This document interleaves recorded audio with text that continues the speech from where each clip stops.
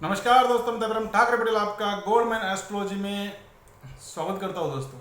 दोस्तों आज हम बात करने जा रहे हैं एस्ट्रोलॉजी क्या है।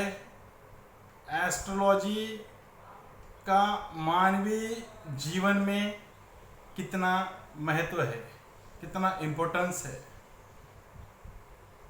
दोस्तों ये वीडियो मैं इसलिए बना रहा हूँ क्योंकि आने वाला जो दौर है उसमें एस्ट्रोलॉजी का काफ़ी बोलबाला रहेगा। जी हाँ, काफ़ी लोग एस्ट्रोलॉजी पे भरोसा करेंगे, करना पड़ेगा। क्यों? क्योंकि बहुत सालों से यानी पुराने तत्वों से, मतलब पुराने ज़माने से जो ये विद्या थी एस्ट्रोलॉजी की, इसको लुप्त किया गया था, इसको छुपाया गया था। और वो विद्या अभी उभर के निकल रही है और वो विद्या का अध्ययन करके बहुत सारे एस्ट्रोलॉजर लोगों का भला कर रहे हैं। जी हाँ, बहुत सारे एस्ट्रोलॉजर है जो काफ़ी लोगों का भला कर रहे हैं। अब आपको मैं ये बताना इसलिए ज़रूरी समझ रहा हूँ क्योंकि ज्योतिष का मानवीय जीवन में कितना इम्पोर्टेंस है। ज्योतिष कई तरह की है, कई तरह की ज्योतिष की विद्याएं प्रचलित है हमारे भारतवर्ष में। जैसे कि वैदिक ज्योतिष है, पराशर ज्योतिष है, अंक ज्योतिष है, लाल किताब है, रावण संहिता है, भृगु संहिता है, एक्सेट्रा एक्सेट्रा। लेकिन इन विद्याओं का काफ़ी कम लोगों के पास ज्ञान था और वो लिमिटेड रह गया पुराने ज़माने से। लेकिन अभी मॉडर्न युग में इसका धीमे धीमे कई लोगों के पास ज्ञान पहुंच चुका है और इससे कई लोगों का भला करने की ताकत कई लोगों में पैदा होने लगी है। इस मॉडर्न युग में जो दोस्तों लोग इतनी फास्ट जिंदगी जीते हैं कि उससे वो खुद को एनालाइज करना भूल जाते हैं। इतना स्पीड बढ़ गया था, इतना स्पीड बढ़ गया है,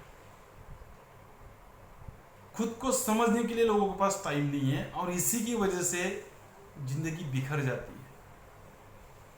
सोच नहीं पाते कि हम क्या कर रहे हैं, क्या करना चाहिए, आगे का कदम क्या होगा। इतना सोचने के लिए किसी के पास टाइम नहीं है। और जब दलदल में आदमी फंसता जाता है तो आदमी को ये तक नहीं पता चलता है कि अब किसका सहारा लिया जाए जिससे जिंदगी संवरे। जी हाँ दोस्तों, तो मैं आपको बताना चाहता हूँ कि अगर आपकी ज़िंदगी में अगर कोई तकलीफ़ें चालू होगी, तकलीफ़ें शुरू होगी, तकलीफ़ों का दौर एक के बाद एक लगातार आता होगा, तो आप कोई ना कोई अच्छे एस्ट्रोलॉजर से कांटेक्ट कीजिए, मिलिए, आपकी समस्या बताइए और उनसे उस समस्या का निवारण लीजिए। उनको आपका जन्मांक, भाग्यांक, आपकी जन्मपत्री दिखाइए। अगर वो ज्योतिषी, वो एस्ट्रोलॉजर अच्छा ज्ञानी होगा तो आपका पूरी तरह से जिस भी समस्या लेके आप गए होगे उस समस्या का पूरा निवारण करके भेजेंगे। इसीलिए मैं आज आपको बताने की कोशिश कर रहा हूँ कि ज्योतिष और वास्तु का आपकी यानी मनुष्य जीवन में कितना इम्पोर्टेंस है। जी हाँ दोस्तों, जैसे कि समा करे नर क्या करे, समा बड़ा बलवान, असर सब पर होवे, परिंद पशु इंसान। मतलब समय के हिसाब से, ग्रह चाल के हिसाब से जो भी इंसान इस दुनिया में पैदा होता है, जो भी पशु पक्षी जानवर इस दुनिया में पैदा होते हैं, उस ग्रह हालात के हिसाब से, ग्रह चाल के हिसाब से हर किसी को अपना अपना नसीब हर कोई अपना अपना नसीब लेके पैदा होता है। जिससे दुख मिलता है वो दुख झेलना ही पड़ता है, जिससे सुख मिलता है उसे सुख मिलता ही मिलता है। इसीलिए मैं आपको आज ये वीडियो इसलिए बना रहा हूँ कि अगर आपकी ज़िंदगी में कोई परेशानियाँ चालू होगी, परेशानियाँ शुरू होगी, तो आप अच्छे एस्ट्रोलॉजर से कांटेक्ट करके आज ही उन समस्याओं का निवारण कर लीजिए, वरना आगे जाके आपको उन समस्याओं के दो हाथ करना पड़ेगा, आपको मुश्किलों का सामना करना पड़ेगा। मतलब समा करे नर क्या करे, समा बड़ा बलवान, असर सब पर होवे परंतु पशु इंसान। ये जो पंक्तियां है ये मैं बार बार इसलिए बोल रहा हूँ क्योंकि इस दुनिया में जो भी इंसान हो, जानवर हो, पशु हो, पंछी हो, जो भी पैदा होते हैं, जिस ग्रह हालात के हिसाब से जो ग्रहों की चाल होती है वैसा उनको मिलना तय है। आपने देखे होंगे बहुत से पंछी इतने सुंदर होते हैं, इतने खूबसूरत होते हैं कि जी करता है उनको देखते रह जाए। दूसरी तरफ ऐसे कुछ पंछी होते हैं जो बीमारियों से ग्रस्त होते हैं, इतने खराब होते हैं। ऐसे जानवर होते हैं इतनी बीमारियां लेके पैदा होते हैं। ऐसे कुत्ते होते हैं जिनको आप देख नहीं सकते, इतना खराब उनका बदन होता है कि आप देखना तक पसंद नहीं करते। यही हालात इंसानों में होते हैं। कोई इंसान इतने बीमार होते हैं, इतने खराब होते हैं, उनकी तरफ देखने का दिल तक नहीं करता। क्यों? वो जिस टाइम पे पैदा हुआ है, जिस वक्त पे पैदा हुआ है, उस वक्त की ग्रह की जो चाल थी, ग्रहों के जो हालात थे, वो ऐसे ही होंगे जिससे बीमारियां उनके भाग्य में लिखी होंगी।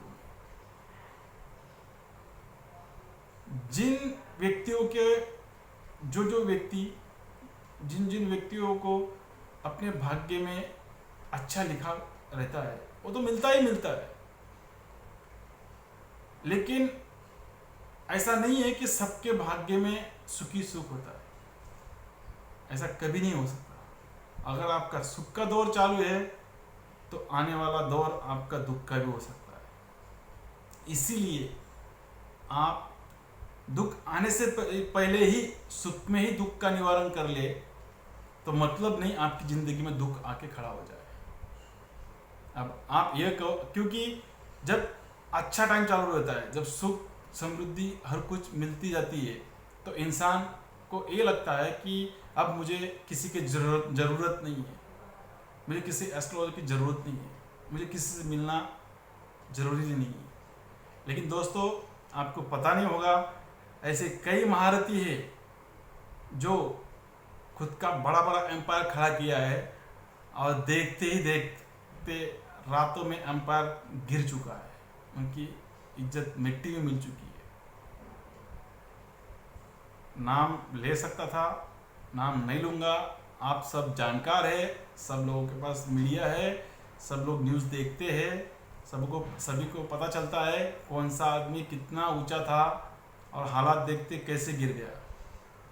ये सब ग्रहों की वजह से होता है। अगर आप मानते नहीं होंगे तो एक बार मान लीजिए, भले टाइम पास के लिए जाके देखिए, पत्रिका दिखाइए। आपकी नहीं होगी, आपके बच्चों की पत्रिका दिखाइए। बच्चों की पत्रिका से भी माँ बाप का काफ़ी अध्ययन किया जाता है। क्यों? अगर आप समय रहते एहतियात बरत लोगे तो फ्यूचर आपका हमेशा अच्छा ही होगा, नहीं तो पछताने के सिवा आपके हाथ में कुछ नहीं रहेगा। जी हाँ दोस्तों, इसलिए आपको बोलता हूँ, आपको कह रहा हूँ, समझा रहा हूँ, आप अच्छे एस्ट्रोलॉजर से मिलके आपका भाग्य, आपका चतुर्थ स्थान, द्वितीय स्थान, दशम स्थान, एकादश भाव कैसा है, उनमें कौन से ग्रह बैठे हैं, आपके कौन से ग्रह अच्छे हैं, आपकी पत्रिका में कई दोष है या नहीं है, पितृदोष है क्या है, ये अच्छे ज्योतिषी के पास जाकर जान लीजिए। अगर है कुछ दोष है तो उनसे निवारण ले लीजिए, दिए गए परामर्श के हिसाब से उसका निवारण करवा लीजिए। अगर एहतियात रहते आप ये सब करवा लेते हैं तो तो आपकी ज़िंदगी स्मूथ चलेगी। मतलब ही नहीं कि आपकी ज़िंदगी में आके दुख खड़े हो जाएंगे। जी हाँ दोस्तों, क्योंकि अच्छे वक्त में इंसान बहुत स्पीड में ज़िंदगी जीता है, लेकिन जब रोड़े लगना शुरू हो जाती है तो उसका बस नहीं चलता। जी हाँ, तो इसीलिए आप ज्योतिष पे आपको भरोसा करना जरूरी है। अब लोग कहेंगे भाग्य होता है क्या, ऐसा भी पॉसिबल है क्या? पॉसिबल है। कौन कितना बलवान है और कौन कितना सशक्त, ये इंसान नहीं तय करता, ये ऊपर वाला विधाता तय करता है, जो ब्रह्मदेव है, जो विधिवत विधान जब आप पैदा होते तब आपकी पथरी बना देता है। उस हिसाब से जैसे भी आप जिएंगे, कितना जिएंगे, कितना ऊँचेंगे, कितना गिरेंगे, आपको कितना सुख मिलेगा, कितना दुख मिलेगा, वो सब तय कर देते हैं। लेकिन उसके साथ साथ उन्होंने ऐसी कई ज्योतिष विद्याएं भी बनाई है जिससे आप उन समस्याओं का निवारण ले सकते हैं। जैसे कि लाल किताब में अच्छे से अच्छे संकटों का निवारण बताया गया है। शर्त है अच्छे इंसान के पास जाकर आपको उसका निवारण लेना जरूरी है। अगर आप कोई अच्छा रेड बुक एक्सपर्ट के पास, लाल किताब एक्सपर्ट के पास जाके आपकी पत्रिका दिखाते हैं और उनसे परामर्श करवा कर रेमेडीज ले लेते हैं, उपाय ले लेते हैं, और उन उपायों से वो उपाय आप कर लेते हैं सही तरह से, तो आप यकीन मानिए आपकी ज़िंदगी में 4 चांद लग जाएंगे। जी हाँ दोस्तों, आपकी ज़िंदगी में 4 चांद लग जाएंगे। अब आप कहेंगे कि अच्छा एस्ट्रोलॉजर कैसे ढूंढे? आप नेट पे सर्च करो, ऑनलाइन सर्च करो, आपको मिल जाएंगे। आप भले 10 जगह जाकर फंस गए होंगे, 11वीं बार ट्राई करके देखिए, आपका फायदा जरूर होगा। अभी मैं आपको बताऊंगा कि भाग्य कैसा रहता है और तकदीर कैसा रहता है। लल्लू करे कवलिया रब सिद्धिया पावे, लल्लू करे कवलिया रब सिद्धिया पावे। यानी आपने आमतौर पर देखा होगा, बहुत से लोग तो उनको अच्छे से अच्छा शरीर दिया हुआ रहता है, मजबूत होते हैं, ऊंचे होते हैं, ऊंचाई तक अच्छी दी होती है, लेकिन वो दूसरों के पास काम करते देखे गए होंगे। क्यों?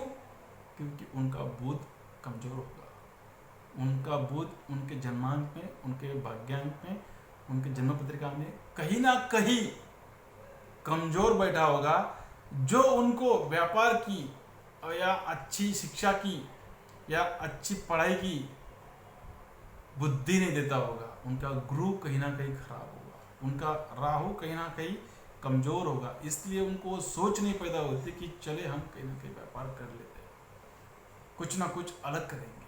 नहीं कर पाएंगे क्योंकि उनका वो बस नहीं है। अभी आप कहेंगे ऐसा कैसे पॉसिबल है? दोस्तों, कई ऐसे लोग हैं जिनके पास ना बदन अच्छा है, ना सौंदर्य अच्छा है, लेकिन दिमाग तेज है। सुंदर पिचाई नाम सुना होगा आपने, जो गूगल के सीईओ है, चीफ एग्जीक्यूटिव ऑफिसर, जो इंडियन है, सॉफ्टवेयर कोडिंग एनालिसिस मास्टर है, सॉफ्टवेयर एक्सपर्ट है, और उन्होंने गूगल को कहीं से कहाँ लेके खड़ा कर दिया। यही ताकत है बुध की, यही ताकत है राहु की, और यही ताकत है गुरु की। जी हाँ, अगर उनका राहु, गुरु और बुध अच्छा ना होता तो दोस्तों जी मर्जी कोशिश कर ले, वो कभी सक्सेस नहीं पाते, क्योंकि बुध और राहु के सिवा तो सक्सेस पाना इम्पॉसिबल है। क्योंकि उनके पास अच्छी सोच नहीं पैदा होगी, बारीक सोच नहीं पैदा होगी, उसके साथ साथ उनका शनि भी बहुत अच्छा होगा, 100% शनि भी, क्योंकि बारीक सोच के लिए शनि अच्छा जरूरी है, और उनको स्पेक्टाकल भी लगा है, इसके लिए उनका शनि कहीं ना कहीं अच्छा जरूर होगा। इसीलिए दोस्तों भाग्य पे भरोसा करना सीखिए, भाग्य को जानिए, अपनी पत्रिका दिखाए वक्त के हिसाब से, अपनी पत्रिका का वर्षफल जानिए, उनका फलादेश देखिए, उनको बार बार रीड कीजिए, बार बार रीड कीजिए। आपको आपके अंदर की एक एक नई नई चीज़ें आपको खुद को पता चलेगी। अरे मेरे अंदर ये है, मैं ये भी कर सकता हूँ, मैं ये भी कर सकता हूँ, ऐसा हो सकता है, हो सकता है। तब जब आप जानने की कोशिश करें, आप क्या करते हैं, एक दो एस्ट्रोलॉजर के पास जाते हैं, उनसे आप धोखा खा जाते हैं। धोखा खाने के बाद आपका दुनिया के कोई एस्ट्रोलॉजर के ऊपर आपका भरोसा ही नहीं रहता, सबके ऊपर से भरोसा उठ जाता है। और इसी के चलते आपका आने वाला फ्यूचर आप खुद होके बिगाड़ लेते हैं। सही है ना, खुद होके बिगाड़ लेते हैं। इसलिए हो सकता है आप कई एस्ट्रोलॉजर के पास गए होंगे, फंसे होंगे, और इससे आपके कुछ रुपए खर्चे भी हुए होंगे। ऐसा समझ लो वो आपका पॉकेट घूम गया, वो आपकी कमाई नहीं हुई। लेकिन आप अगर ज़िंदगी में एक बार किसी अच्छे एस्ट्रोलॉजर से आप मिल चुके और उनसे आपका भाग्यांक का, पत्रिका का, जन्म पत्रिका का अगर आपने परामर्श करवा लिया, विश्लेषण करवा लिया, और आप उसे अच्छी तरह से रीड कीजिए, समझिए, बार बार रीड कीजिए, आपके जन्मांक का बार बार रीड कीजिए, जो भी आपको लिख के दिया होगा, रेमेडीज दी होंगी, वो कीजिए। अगर कुछ और तकलीफ आती और मिली, क्यों, किस लिए हुआ, मुझे समझाइए, मुझे बताइए क्या हालात थे, ऐसे क्यों हुआ, जानने की कोशिश कीजिए। अगर जिस दिन आप ये करना शुरू कर दोगे, उस दिन से आपकी ज़िंदगी में चार चांद लगना शुरू हो जाएगा। इसे ही बोलते हैं पर्सनल डेवलपमेंट का सबसे बड़ा मेन रीज़न है, मेन कारण है। पर्सनल डेवलपमेंट में ये भी चीज़ आती है। पर्सनल डेवलपमेंट में जैसे आप सीखते हैं कैसे बोलना है, कैसे चलना है, कैसे उठना है, कैसे बैठना है, किस तरह रहना है, कैसे कपड़े पहनना है, कि कैसे लोगों से कांटेक्ट करना है, उसी तरह ये चीज़ भी जानना जरूरी है। क्योंकि ये चीज़ से आपको मिलेगा क्या, सबसे बड़ी चीज़ मिलेगी, वो मिलेगा लक। आपके पास सब कुछ है और आपके पास अगर लक नहीं है तो बेकार है, बेकार है। क्यों? क्योंकि सब कुछ होने के साथ साथ लक का होना भी जरूरी है। अगर आपके पास लक नहीं है तो आपकी ज़िंदगी का कोई वैल्यू नहीं है, आप जीरो है। आप कई अच्छे लोगों के साथ घूमकर भी पीछे रह जाओगे, क्योंकि lack of luck, lack of luck, luck की वजह से। अगर आपको लक मजबूत करना है तो आपको अच्छे से अच्छे एस्ट्रोलॉजर का सर्च करना जरूरी है, उससे मिलना जरूरी है, उससे रिलेशन बनाना जरूरी है, उससे हर एक अपनी ज़िंदगी की बारीक बारीक चीज़ें जानना जरूरी है। जिस दिन ये कर लोगे ना, उस दिन से आपको कोई हरा नहीं पाएगा। जी हाँ, और अच्छा ही एस्ट्रोलॉजर से मिलना। दुनिया में बेकार वाले तो बहुत बैठे हैं, जो कहेगा मैं इधर से मंत्र बोलूँगा उधर हो जाएगा, ऐसा कोई भी पॉसिबल भी नहीं है, और करना भी मत। और ऐसा अगर ऐसे आदमी के पल्ले पड़ गए तो आप तो उल्टा डूब जाओगे। जो इन्हें कहते हैं तांत्रिक, तांत्रिकों से तो बच के रहिए। तंत्र क्रिया करने वाले बहुत कम हैं, और वैसे तो उन लफड़ों में ना पड़े तो बेहतर होगा। अच्छे से एस्ट्रोलॉजर से लेकर अपनी कुंडली का परामर्श करके छोटे छोटे उपाय लीजिए। लाल किताब वाले लाल किताब के एक्सपर्टों से मिलिए, छोटे छोटे उपाय लीजिए और वो उपाय कीजिए, जिंदगी को संवारिए। जी हाँ, अभी हम अगला टॉपिक हमारा ये है कि मनुष्य जीवन में ज्योतिष और वास्तु का वाकई में इम्पोर्टेंस है। जी हाँ, बहुत इम्पोर्टेंस है। जिस तरह ज्योतिष इम्पोर्टेंस है, उस तरह वास्तु भी इम्पोर्टेंस है। लेकिन हमने कई बार देखा है, पाया है, आजमाया हुआ है और क्रॉस वेरिफिकेशन किया हुआ है। जिन लोगों का भाग्यांक, जन्मांक पत्रिका, जन्म पत्रिका अच्छी होती है, तो उन लोगों का जो वास्तु होता है बिल्कुल वैसे के वैसे निकलता है, वैसे के वैसे जो घर होगा, जो फैक्ट्री होगी, उस हिसाब से बन जाती है। जी हाँ, इसलिए वास्तु का देखना, वास्तु का समझना, वास्तु के हिसाब से रहना, वास्तु अपने गुड लक के हिसाब से बना के लेना, वो भी इम्पोर्टेंट है। तो वास्तु में, हमारे वास्तु में क्या क्या आता है? मकान आता है, फैक्ट्री आती है, ऑफिस आती है। अगर ये सही तरह से कर लिया जाए तो मतलब ही नहीं आपको फेल्योर का मुंह देखना पड़े, नाकामी का मुंह देखना पड़े, या तुम्हारी ज़िंदगी में नाकाम होना पड़े, मतलब ही नहीं। अब दुनिया ये कहती है, जब अच्छा खासा वक्त चलता है, काफ़ी पैसा आता है, कोई जल्दी से मकान बना लेता है, प्लॉट ले लेता है, मकान बनाता है, लेकिन ये नहीं सोचता है कि मैं प्लॉट लूँ तो प्लॉट किस तरह का लूँ। थोड़ा सा पैसा इन्वेस्ट कीजिए ना। आप इतना लाख 20-25 लाख का प्लॉट लेते हैं, करोड़ का प्लॉट लेते हैं, तो 1000-5000 रुपये आप अच्छे एस्ट्रोलॉजर से, अच्छे वास्तु एक्सपर्ट से एनालाइज करवा लीजिए कि मैं ये प्लॉट ले रहा हूँ, सही होगा नहीं होगा। अगर आप इतना करवा लोगे तो आपकी इतनी बड़ी जो इन्वेस्टमेंट है वो खराब नहीं होगी, वो बच जाएगी। उसका आपको 10 गुना मल्टीपल रिटर्न्स मिलेंगे अगर आप ये सब करवा लेते। आपको पता नहीं होगा, दुनिया में जितने भी सक्सेसफुल लोग हैं वो इन सभी चीज़ों को आजमाते हैं, बस इतना है, वो दुनिया को दिखाते नहीं। अब दुनिया ये सोचती है कि ये लोग तो कुछ करते भी नहीं, फिर भी इतनी ऊंचाइयां पा लेते हैं। ऐसा कभी नहीं। जितने भी दुनिया में सक्सेसफुल लोग हैं, हर कोई एक चीज़ आजमाते हैं, करते हैं, फॉलो करते हैं। अगर ऐसा ना होता तो वो इतने सक्सेस कभी नहीं पा सकते, क्योंकि हर इंसान की ज़िंदगी में सक्सेस एंड फेल्यूर कहीं ना कहीं, अप एंड डाउन आता ही आता है। जब अप चलता है हर चीज़ निकल जाती है, लेकिन जब डाउन चलता है तब आपको किसी ना किसी का सपोर्ट चाहिए ही चाहिए। मैं अभी काफ़ी लोगों का, जो सेलिब्रिटीज़ है उनका भी नाम ले सकता हूँ, जो हमने उनकी जो बर्थ चार्ट से हमने एनालाइज किया हुआ है, देखा है, उनकी स्टोरीज पता है, लेकिन यहाँ पर मीडिया पर रिवील करना अच्छा नहीं रहता है।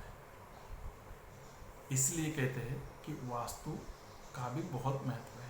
मान लीजिए हमें मकान बनाने जाना है, मकान बनाने के लिए सबसे पहले हम प्लॉट लेंगे। प्लॉट किस तरह का होना चाहिए? प्लॉट की जो वास्तु है, जो ज़मीन है, वो किस तरह की होनी चाहिए? प्लॉट चौरस होना चाहिए। प्लॉट के सामने, जहाँ पे आप घर बनाने वाले हैं, सामने से कोई रास्ता नहीं आना चाहिए, जहाँ जैसे कि कोई टर्न नहीं होना चाहिए, या फिर सामने से कोई गाड़ी आ रही है और बिल्कुल आपके घर के ऊपर आ रही है, ऐसा कोई प्लॉट नहीं होना चाहिए। समझे? ये सब देखना ज़रूरी है। नहीं तो हम क्या करते, हमारे आजू बाजू वालों को 25 लाख में फ्लैट मिला और हमें 20 लाख में दे रहा है, तो कुछ वो कोई बावला थोड़ी है जो नुकसान कर 5 लाख का नुकसान करवा कर आपको सस्ते में फ्लैट बेचे, सस्ते में प्लॉट बेचेगा। सही है ना? तो ये चीज़ें देखिए, कई बार सेलर इस तरह से सेल करवा देते हैं और सामने वाले को ठग लेते हैं, और इसका नतीजा आपकी इन्वेस्टमेंट वेस्ट हो जाती है। वेस्ट नहीं होनी चाहिए। इसलिए जब भी आप मकान के लिए प्लॉट लेते हैं, चौरस प्लॉट लीजिए। चौरस यानी जैसे कि अब मेजरमेंट बताऊँ मैं आपको, 100 बाई 100 स्क्वायर हो जाएगा। स्क्वायर प्लॉट होना चाहिए। प्लॉट के अंदर किसी भी तरह के कोई जानवर की हड्डी नहीं होनी चाहिए, इंसानों की हड्डी नहीं होनी चाहिए। वहाँ पर कोई इंसान को गाड़ा नहीं होना चाहिए, किसी जानवर को गाड़ा नहीं होना चाहिए। ये सब देखना जरूरी है। कौन से पेड़ है, उन्हें निकालना है या रखना है, ये सब देखना जरूरी है। इसके लिए आपको अच्छा वास्तु एक्सपर्ट की ज़रूरत पड़ेगी। उन्हें आप लेके जाके एनालाइज करवाइए, सही है इन्वेस्टमेंट कीजिए, सही नहीं है रुक जाइए, कहीं और कोई और देख लीजिए। मान लीजिए आपका प्लॉट फिक्स हो गया, प्लॉट लिया, फिर आप मकान बनाने के लिए जा रहे हैं।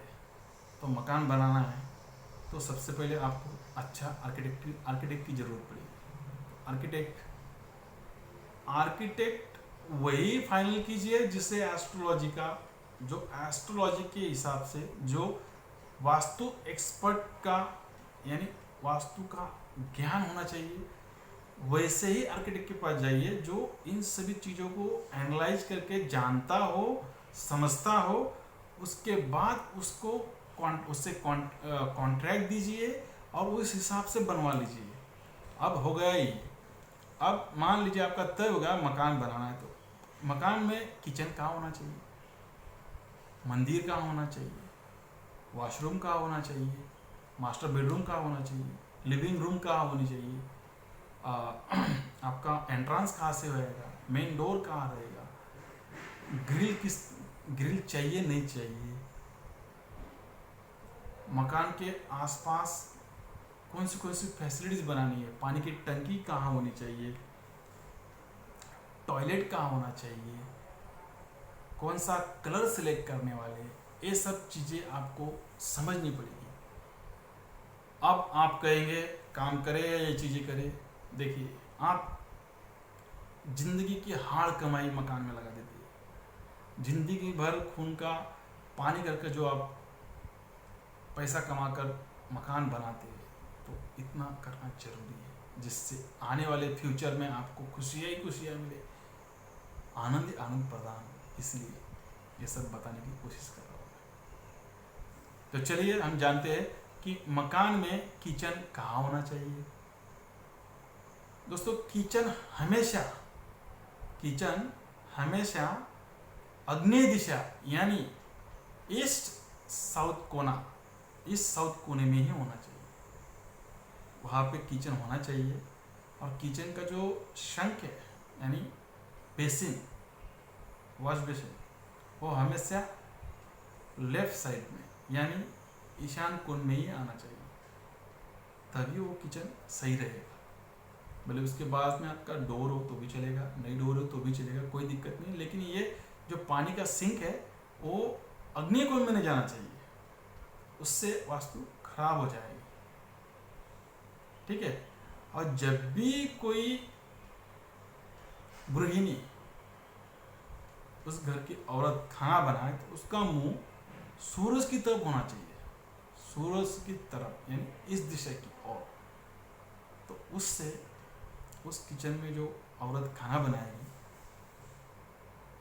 पॉजिटिव वाइब्रेशंस आएंगे, उसके दिमाग में पॉजिटिव थॉट्स रहेंगे और वही थॉट्स खाने के अंदर मिलेंगे।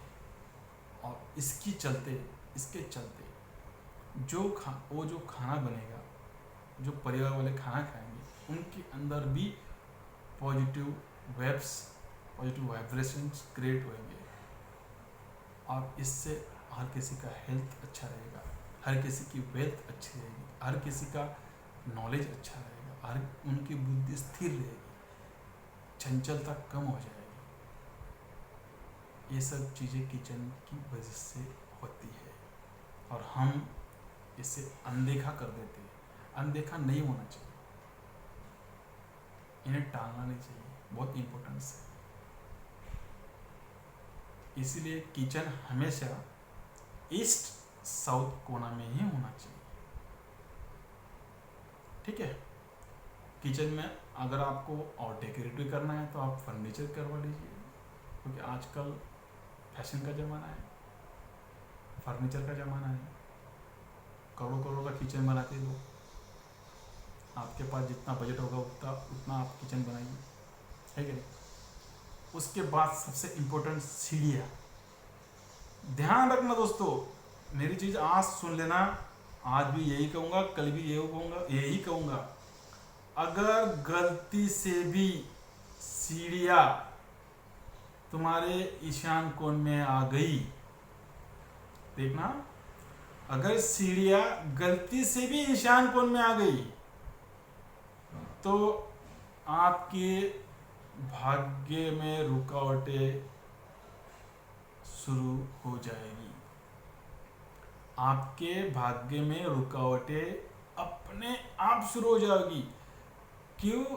सीढ़ियों के नीचे हमेशा लोग डंप करते हैं और उस डंप की वजह से आपके थॉट्स, आपके विचार दिन प्रतिदिन बिगड़ते जाएंगे। आप में आपका जो माइंड बैलेंस है वो हटता जाएगा और इससे आपको कई तरह के क्रैशेस, लॉसेस का सामना, दिक्कतों का सामना करना पड़ेगा, जिसका आपको पता तक नहीं चलेगा ये क्यों हो रहा है। जी हाँ, ईशान कोण बहुत इम्पोर्टेंट है, इसलिए ईशान कोण को देखते हुए, समझते हुए ही मकान बनाना है। अगर आप ऐसी गलती कर गए तो भैया आपको ऊपर वाला बचाए। ठीक है, ये हो गया। दूसरी बात, बोरवेल और पानी की टंकी। अगर आपको बोरवेल और पानी की टंकी, बोरवेल हमेशा आपको ईशान कोण में ही करवाना है। शर्त है, अगर आपकी जन्म पत्रिका में, जन्मांक में अगर शनि चतुर्थ भाव में बैठा है तो आपको ईशान कोण में कतई बोरवेल नहीं करवाना है, ध्यान रखना। और ना ही जो पानी की टंकी है वो ईशान कोण में बनानी है, थोड़ा साइड ले लेना है। ठीक है, क्योंकि चतुर्थ भाव नैऋत्य कोण होता है, हमारा दिमाग का स्थान है। अगर उसमें शनि बैठ गया तो जहर का काम करेगा, इसीलिए ये बात कह रहा हूं।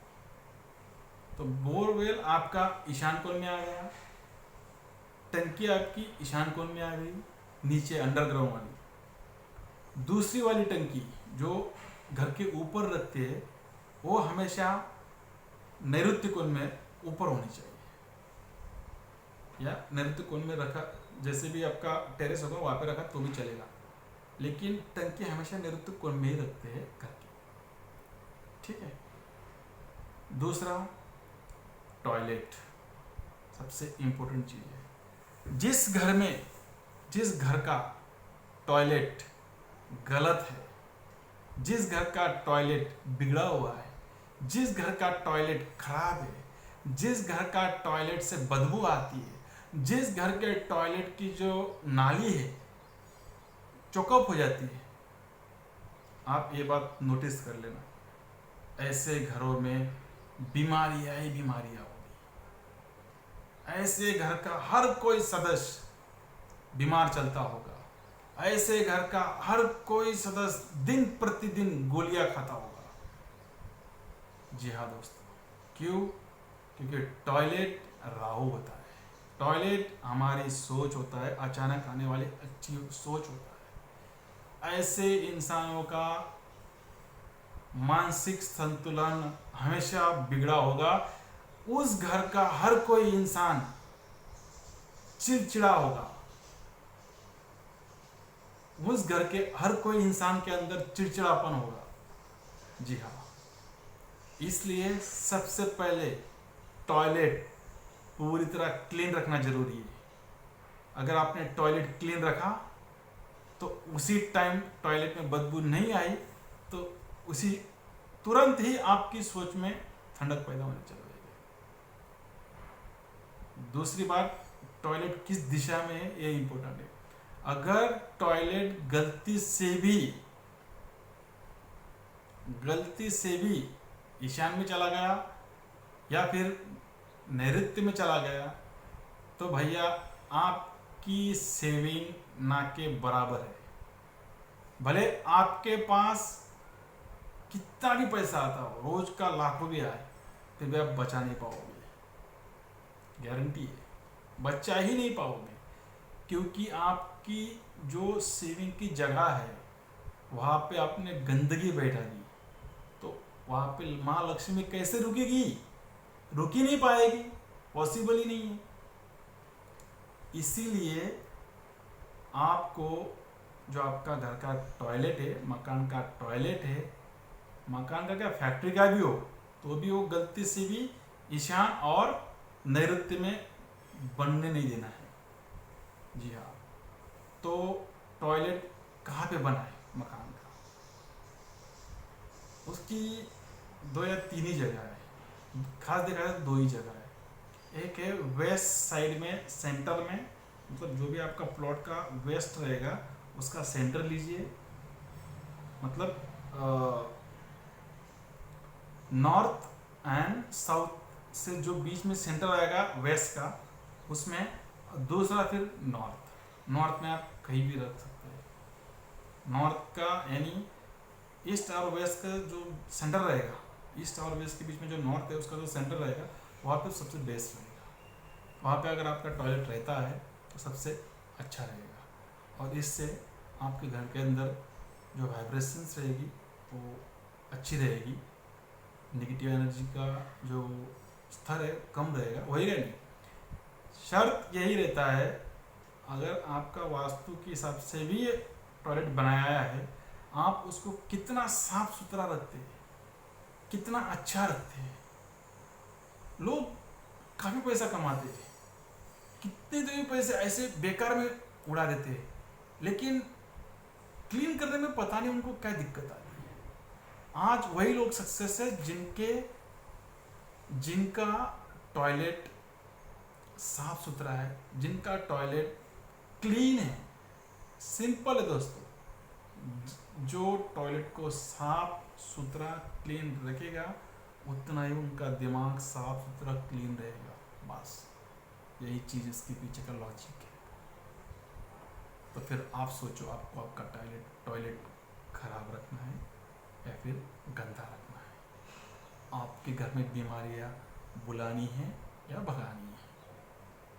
ठीक है, आप तो अभी तो आप समझ चुके होंगे मैं क्या बताना चाह रहा हूँ। दूसरी बात है मंदिर, सबसे इम्पोर्टेंट दोस्तों। मंदिर सिर्फ और सिर्फ ईशान में भी आते हैं, ईशान कोण में ही आता है। लेकिन मंदिर भगवान का जो स्थान है आप कहीं भी रख सकते हैं, लेकिन ईशान में रखे तो सबसे बेस्ट। लेकिन जहां भी रखे एक ही जगह रखे, उसको बार बार हिलाने की कोशिश ना करें। इससे होएगा यूं, क्योंकि आपके घर का बैलेंस डिसबैलेंस में बदल सकता है। जी हाँ, और घर में जहां भी मंदिर रखे, मंदिर को कलश कभी नहीं आना चाहिए, ध्यान में रखना। ना मंदिर को कलश आना चाहिए, ना मंदिर के अंदर 6 इंच के ऊपर कोई मूर्ति होनी चाहिए। अगर कोई मूर्ति है 6 इंच के अंदर और 6 इंच से बड़ी, तो वो खोखली होनी चाहिए और ठोस नहीं होनी चाहिए। इन चीज़ों का ध्यान रखना। और अगर आपके पास अच्छा खासा पैसा है, आपका करोड़ों का मकान है, और आप चाहते हैं कि घर के अंदर बड़ा मंदिर बना ले, तो ऐसा मत करो। मंदिर आपको अगर बनाना है तो आप घर से थोड़ा सा बाजू में मंदिर बना सकते हैं, और उस मंदिर में जाकर आप पूजा अर्चना कर सकते हैं। क्योंकि घर के अंदर बड़ा मंदिर नहीं होना चाहिए, बड़ी मूर्तियाँ नहीं होनी चाहिए। इसके पीछे बहुत सारा लॉजिक है। इस वीडियो में इतना बता नहीं पाऊँगा, वीडियो बहुत लंबा होगा। जितना बता रहा हूँ वो अच्छी तरह समझ लीजिए, ठीक है। दूसरी बात, घर का ब्रह्मस्थान। अभी आप ये कहेंगे घर का ब्रह्मस्थान क्या होता है? मान लीजिए आपका जो प्लॉट है 100 बाई 100 है। 100 बाई 100 का अगर आप स्क्वायर निकाल लेंगे, और उसमें जब आप यहाँ से सेंटर लाइन मारेंगे, वहाँ से सेंटर लाइन मारेंगे, जो बीच का आएगा वो आपका घर का ब्रह्मस्थान है। वो हमेशा आपको क्लीन रखना चाहिए। वहाँ पे हमेशा जो हवा है वो खुली रहनी चाहिए, पैक नहीं होना चाहिए। आपकी घर के जो खिड़कियाँ है, बड़ी बड़ी खिड़कियाँ रखिए जिससे हवा आसानी से इधर से उधर घूम सके, सूरज के किरण खिड़कियों से घर के अंदर आ सके। ये बेहद ज़रूरी है दोस्तों। जैसे भी खिड़कियों से सूरज के किरण अंदर आएंगे, आपके घर के अंदर की एनर्जी पॉजिटिविटी में क्रिएट होने लग जाएगी। जी हाँ, ये इम्पोर्टेंट है। अगर आप कितना भी अच्छा घर बना लीजिए और खिड़कियाँ अगर छोटी छोटी निकाली या खिड़कियाँ कम निकाली, तो घर के अंदर का जो क्लाइमेट है, जो वातावरण है, वो अशुद्ध रहेगा, शुद्धि जल्दी से नहीं हो पाएगा। इसीलिए आपके घर के अंदर बड़ी बड़ी खिड़कियों का होना जरूरी है। अब खिड़कियों से रिलेटेड ही नेक्स्ट है ग्रिल, जो हम खिड़कियों को लगाते हैं और जो डोर्स को लगाते हैं, सबसे इम्पोर्टेंट है। अब डोर्स और खिड़कियों को जो हम ग्रिल लगाते हैं, जो जाली लगाते हैं, ये तो लोहे की ही बनती है, लेकिन उसके ऊपर जो हम पेंट करवाते हैं, जो कलर करवाते हैं, वहाँ धोखा खा जाते हैं। तो क्या करें, कौन सा कलर लगाएं? देखिए दोस्तों, सिंपल सा बोलता हूँ, ग्रिलों को, door grills and window grills, इनको हमेशा ब्लैक एंड ब्लू कलर छोड़ के आप जी मर्जी कोई भी कलर लगवा लीजिए। बेस्ट रहेगा वाइट, बेस्ट रहेगा लाइट येलो या रस्ट कलर्स। आप ब्लू एंड ब्लैक छोड़कर कोई भी कलर लगवा लीजिए, क्योंकि blue and black these are the Saturn and round के कलर्स है। इससे आपको तकलीफों का सामना करना पड़ सकता है। जी हाँ। उसके बाद living room, bedroom, master bedroom. Master bedroom हमेशा साउथ एंड वेस्ट कोने में ही होना चाहिए, जैसे नैऋत्य बोलते हैं। जी हाँ, मास्टर बेडरूम हमेशा वहाँ पे ही रहना चाहिए। जो हमारे घर के बुजुर्ग हैं, जो बड़े व्यक्ति हैं, जो बड़े इंसान हैं, वो मास्टर बेडरूम में सो सके, रह सके।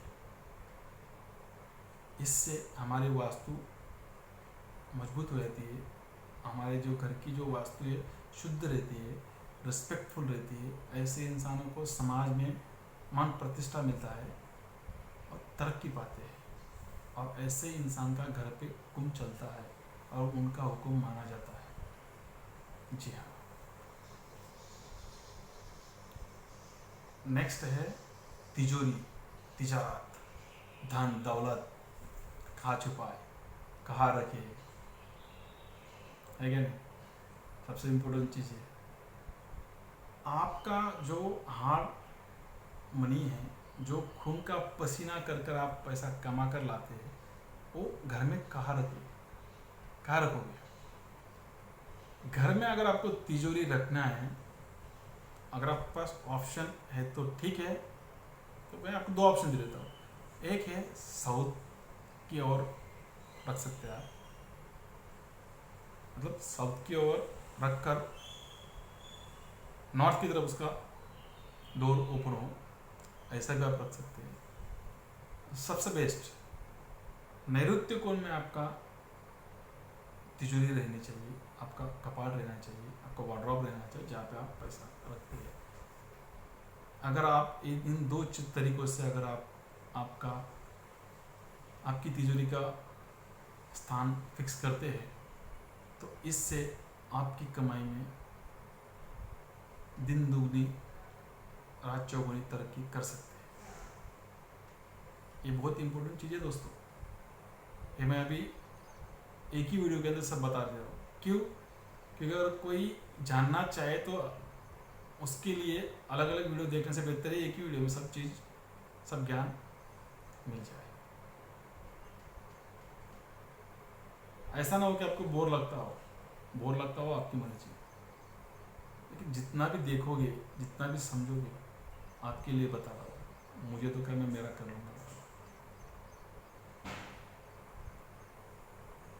बराबर। बेडरूम के बाद अभी आ गया हमारा hall, living room. Living room इतना अट्रैक्टिव कीजिए, इतना फ्रेश रखिए कि जब भी आप बाहर से घर में आए, जब भी आप बाहर से घर में आए, तो आपकी जो थकान है, आपकी जो नर्वसनेस है, वो तुरंत दूर हो जाना चाहिए। इस तरह से आपको लिविंग रूम रखना है, बनाना है, clean, tidy and beautiful. Clean, tidy and beautiful रखना है। सोफा होना चाहिए, नॉर्थ की तरफ मुंह करके टेलीविजन देखना चाहिए, ये बहुत इंपॉर्टेंट है। एक चीज़ दोस्तों, टॉयलेट के बारे में बताना भूल गया। जब भी आप टॉयलेट बनाएं, आप नॉर्थ दिशा में ही बनाएं, लेकिन टॉयलेट की जो सिटिंग पोजीशन है वो हमेशा नॉर्थ की तरफ मुंह करके होना चाहिए। यानी जब भी आदमी टॉयलेट के लिए बैठे तो उसका मुंह नॉर्थ की तरफ होना चाहिए। That's it. सॉरी चाहता हूँ कि मैं उस टाइम कंटिन्यू, जब मैं टॉयलेट के बारे में बोल रहा था तब बताना भूल गया, अभी मेरे दिमाग में आ गया, बता दिया। दूसरा है colours, very very important. Colours हमारी जिंदगी में क्या खेल खेलते हैं, कलर्स हमारी जिंदगी में क्या मायने रखते हैं। कलर्स सब कुछ है, कलर्स जिंदगी है, कलर्स समृद्धि है, कलर्स लक है। अबे आप कहोगे ऐसा भी होता है। जिन लोगों के घरों में कलर्स नहीं है, उनकी जिंदगी बेरंगी है, उनकी जिंदगियों में रंग नहीं है। अगर आप चाहते हैं कि आपके घर में कलर्स, आपकी जिंदगी कलरफुल हो, मल्टी कलर हो, रंगीन हो, तो आपको आपके घर के अंदर कलर का सिलेक्शन रखना पड़ेगा, करना पड़ेगा। तो वापिस यहाँ पर बात आ गई एस्ट्रोलॉजी की, वास्तु की। बेडरूम्स को कौन सा कलर करें, लिविंग रूम को कौन सा कलर करें, किचन्स को कौन सा कलर करें, टॉयलेट में कौन सा कलर करें, बाथरूम्स में कौन सा कलर है क्या, सबसे इंपॉर्टेंट है। इसीलिए astrology is must important to human being. मानवीय जीवन में ज्योतिष का काफ़ी महत्व है, और इन कलरों का और ज्योतिष का काफ़ी सामने है। अब मैं एस्ट्रोलॉजी इसलिए कहा, आपको अगर पता है आपके भाग्यांक में, आपके जन्मांक में, आपके जन्म पत्रिका में कौन से ग्रह सही है, कौन से ग्रह शुभ है, कौन से ग्रह अशुभ है, तो उस हिसाब से आप कलर सिलेक्शन कर सकते हैं। अगर पता नहीं भी है तो कोई दिक्कत नहीं, क्योंकि जिन लोगों को उनका जन्म पत्रिका का ज्ञान नहीं है, वो लोग हमेशा घरों में हल्के रंग लगाएं, लाइट्स कलर यूज करें, जिससे जिंदगी में चार चांद लग जाए, फ्रेशनेस हो। हमेशा फ्रेश कलर यूज कीजिए, डार्क कलर अवॉइड कीजिए। अगर डार्क कलर करना भी है तो एक आध वॉल ठीक है, लेकिन बाकी जो वॉल्स है जो दीवारें हैं उन पर cream colour, lights colour use कीजिए, जितना हो सके ज़्यादा लाइट कलर यूज़ कीजिए। अगर आप ऐसा कॉम्बिनेशन रखते हैं, कोई लाइट तीन दीवारें लाइट कलर की, एक दीवार डार्क कलर की, तो इससे जो जो हमारा मकान रहेगा, जो हॉल रहेगा, उसका लुक अट्रैक्टिव बन जाएगा, उसकी एनर्जी पावरफुल बन जाएगी। और इसलिए उस ऐसे मकान में रहने वाले लोग, ऐसे घर में रहने वाले लोग, उनकी जो वाइब्रेशन है, उनकी जो सोच है, उनकी जो इंस्पिरेशन है, उनकी जो थॉट प्रोसेस है, उनमें चेंजेस पैदा हो जाते हैं। इतना पावर कलर्स में, इसलिए घर बनाने के बाद, इतना पैसा लगाने के बाद आपको घर में कलर्स करवाना बेहद ज़रूरी है। अगर आप कलर्स नहीं करवाते तो कोई मतलब नहीं। बहुत से लोग बड़े बड़े घर बनवा लेते हैं और 3-3, 4-4, 5-5, 10-10 साल बिना कलर के ज़िंदगी जीते। क्या मतलब? उससे बेहतर आप मकान ना बनाते, झोपड़ा बना के रह जाते, है क्या? आपने देखे होंगे रईस लोग रईस क्यों होते हैं? क्योंकि वो लोग ये सब चीज़ों को जानते हैं, फॉलो करते हैं, भरोसा करते हैं, विश्वास रखते हैं, और इसीलिए वो लोग रईस हो रहे हैं, दिन प्रतिदिन सुख समृद्धि का आनंद लेते हैं। और हम देखते रहते हैं। अगर आपको ये सब चाहिए तो करो, फॉलो करो, मुझे करो या कोई अच्छे एस्ट्रोलॉजर को फॉलो, और इन सब चीज़ों पर भरोसा करो। सबसे इम्पोर्टेंट, आपने प्लॉट लिया, मकान बनाया, हर चीज़ सही तरीके से कर ली, हर चीज़ सही तरीके से कर ली, लेकिन घर में पॉजिटिव वेव्स,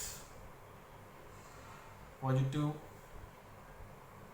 तरंगों के लिए घर में रोशनी का भी होना जरूरी है। रोशनी कितनी होनी चाहिए, कितनी नहीं होनी चाहिए?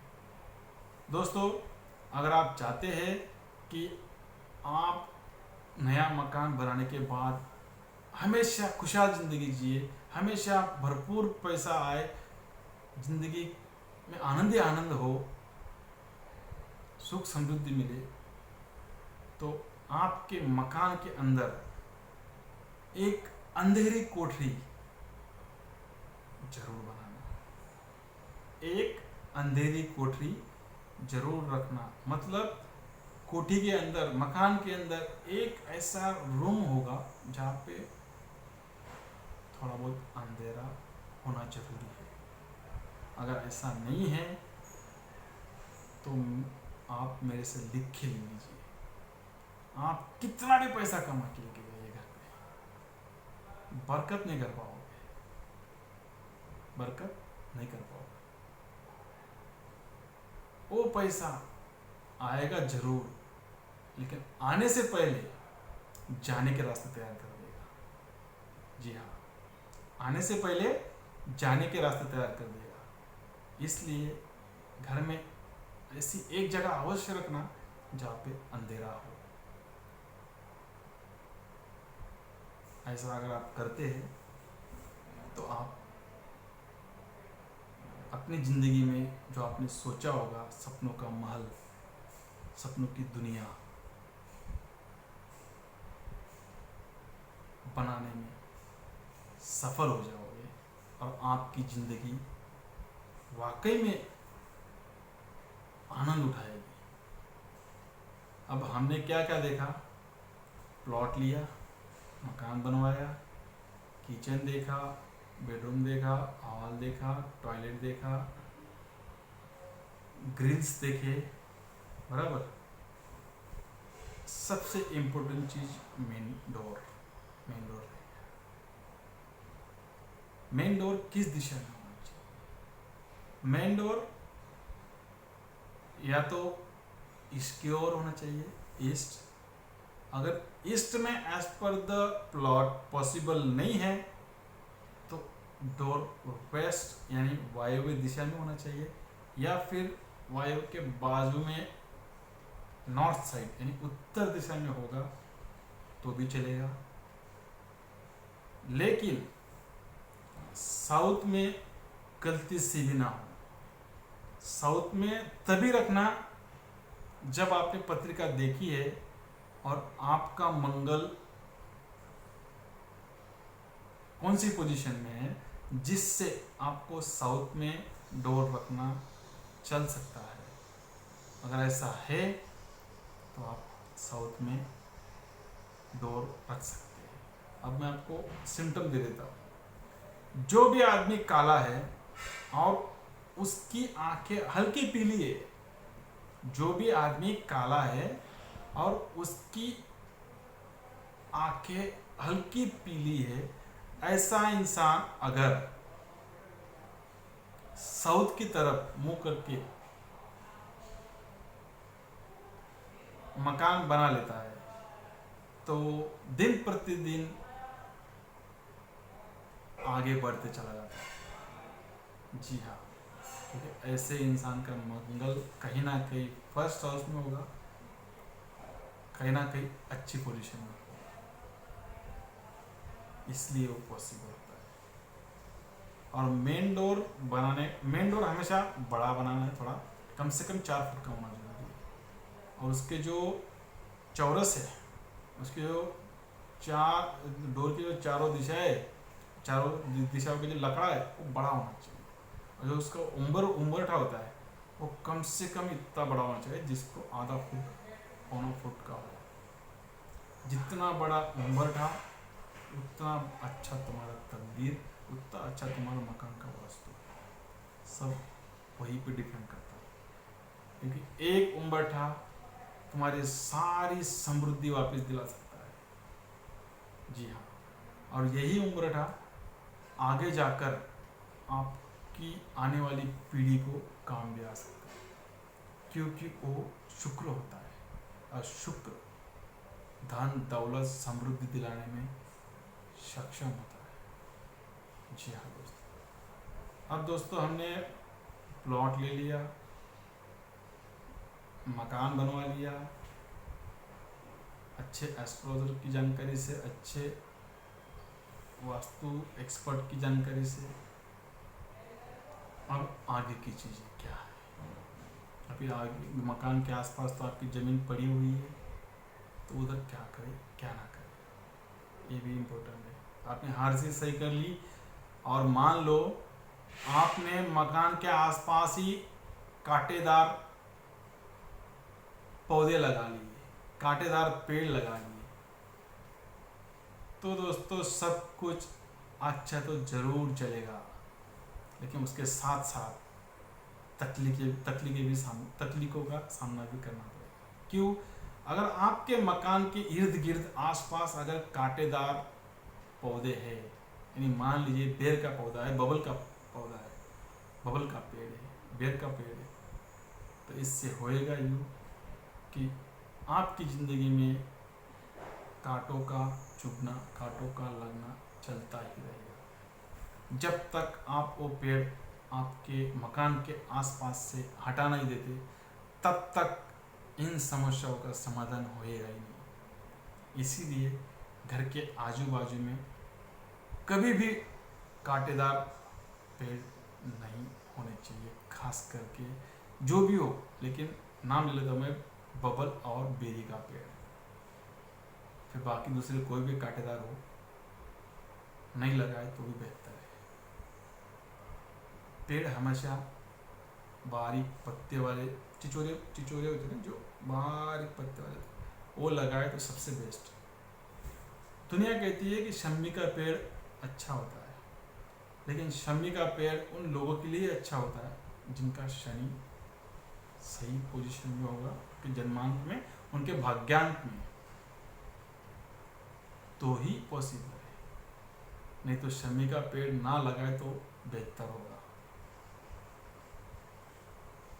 तो घर के सामने कौन से पेड़ लगाए, क्या करे जिससे समृद्धि बढ़ती जाए। आप घर के सामने अशोक के पेड़ लगा सकते हैं, आप घर के सामने आम के पेड़ लगा सकते हैं, नीम का पेड़ लगा सकते हैं। नीम का पेड़ अगर लगाना है तो घर से कम 15-20 फीट की दूरी पे लगाइए, नज़दीक ना नहीं चाहिए। ऐसा है, ये चीज़ें बहुत इम्पोर्टेंट रखती है। और क्या करें जिससे हमारी वास्तु अच्छे से अच्छी रहे। सबसे पहले सब होने के बाद, घर बनाने के बाद, आप तो अपने घर के लिए एक कंपाउंड वॉल करवा लीजिए। कंपाउंड वॉल करवाने के बाद वहाँ पे गेट होना जरूरी है, और गेट को हमेशा काला कलर लगाने से बचिए। ये चीज़ें अगर आप ध्यान में करते हैं तो दोस्तों, आपको सुखी रहने से, समृद्ध बनने से, बड़ा बनने से, समाज में मान प्रतिष्ठा इज्जत पाने से कोई माइकल लाल नहीं रोक सकता। करके देखना। अगर आपको अच्छा लगे तो हमारे वीडियो को आप लाइक कीजिए, शेयर कीजिए और सब्सक्राइब कीजिए। हमारा चैनल अगर आप सब्सक्राइब कर लेते हैं तो आने वाले वीडियो की नोटिफिकेशन आपको अवश्य मिलेगी। अगर मेरी जानकारी आपको अच्छी लगी तो मेरे आने वाले वीडियोज, मेरे पहले से अपलोड किए गए वीडियो अवश्य देखिए। नमस्ते।